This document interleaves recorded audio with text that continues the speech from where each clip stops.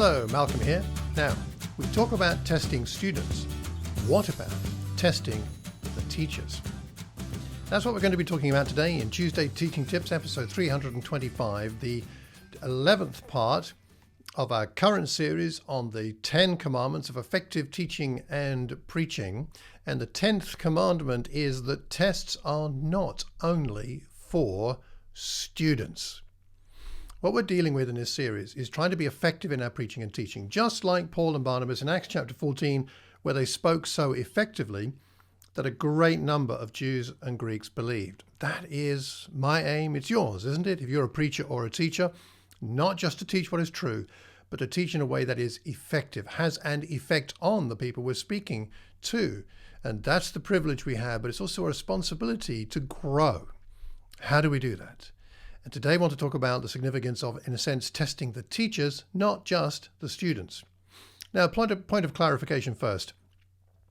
Teaching and preaching are dynamic skills, aren't they? They require continuous refinement. I hope you're a better preacher and teacher than you were 20 years ago. I hope I am. And we're never done learning. It takes some humility for a student to learn, and it should take no less humility on the part of us who teach and preach for us to improve in our ability to teach effectively. And to place yourself in a position of learning as a teacher can be a little scary. So don't let that put you off from discovering how you can grow.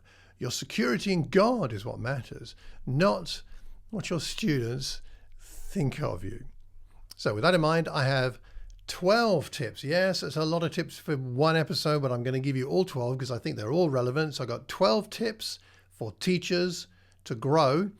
I'll do them reasonably swiftly. You can always go back and listen to this at your leisure and let me know what you think. But 12, it's the 12 apostles, it's the 12 tribes. So we have 12 tips for teachers to grow. Number one, self-reflection. Set aside time regularly to reflect on your teaching practices. Think about your lessons, your interactions with students, your classroom dynamics. Consider what went well and what could have gone better. See, reflecting on your experiences can help you pinpoint areas where you might need improvement.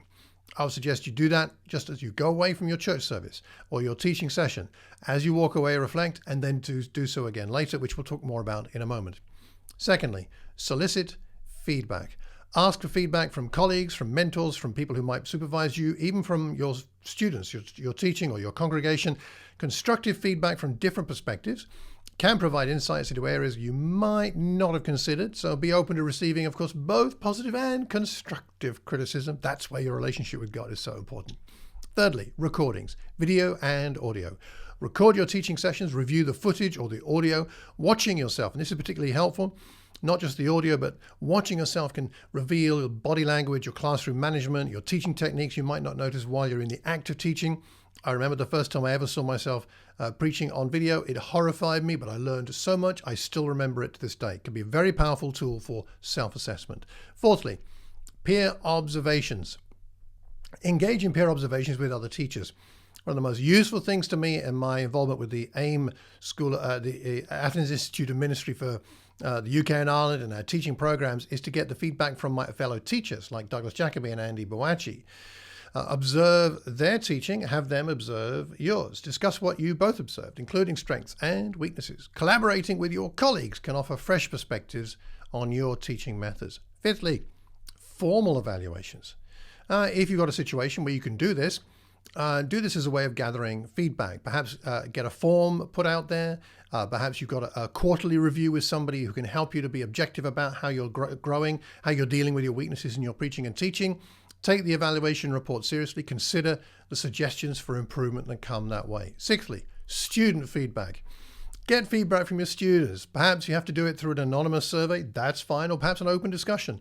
Ask them about what they found engaging and what they found difficult about your teaching methods. That can give you some very helpful insight.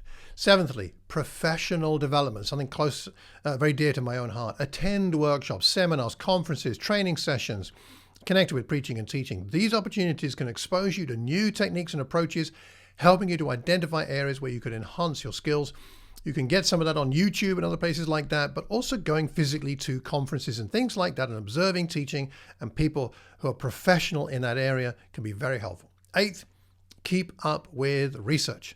Stay updated on current educational research and trends. Do you read anything about education today? I read articles I find online.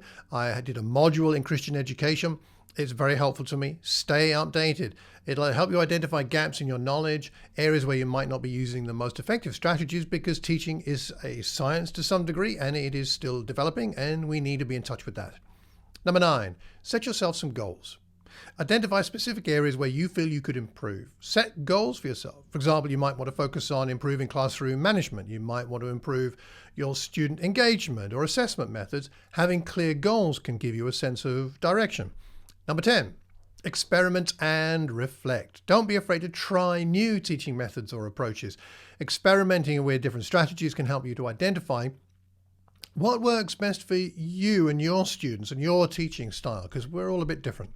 And after trying something new, reflect on its effectiveness, both personally and perhaps with the people involved. Number 11, continuous learning. Cultivate a growth mindset in preaching and teaching. Understand that weaknesses you have and I have, they are opportunities for improvement rather than failures. Failure isn't fatal. We can get back up, we can learn, and we can grow. Approach your weaknesses as areas where you can learn and grow. And number 12, and finally, journaling. This is an interesting idea that I haven't tried. And so I've done some research and this came up and I thought, well, maybe I should try that too. Keep a teaching journal where you document your thoughts, your experiences and insights from your teaching journey.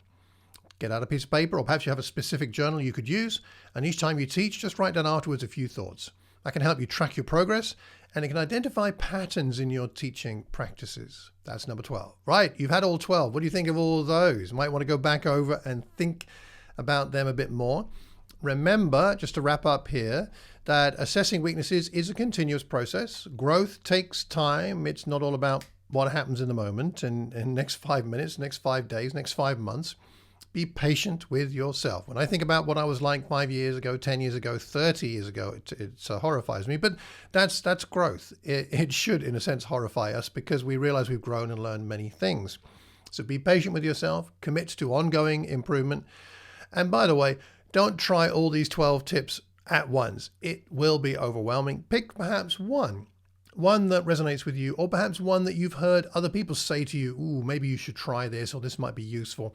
Pick one, implement it, see what you learn, perhaps journal about it, and comment here about what you learn, because we learn best when we're learning in community, and we will learn best from hearing from each other and our journey and our growth in our preaching and teaching effectiveness. Next time, we're going to review the series, so get ready for that. And if you have any thoughts or questions, drop me a line. My email is malcolm@malcolmcox.org. And if you want my free book on spiritual disciplines, then sign up for my newsletter at my website, malcolmcox.org. And if you know anybody that might benefit from this, please pass the link on, subscribe, hit that notification button. And I do hope and pray that between now and the next time that you'll find yourself engaging in the things that can help you to grow in your effectiveness as a preacher and as a teacher. And remember to always keep calm and carry on teaching. Take care and God bless.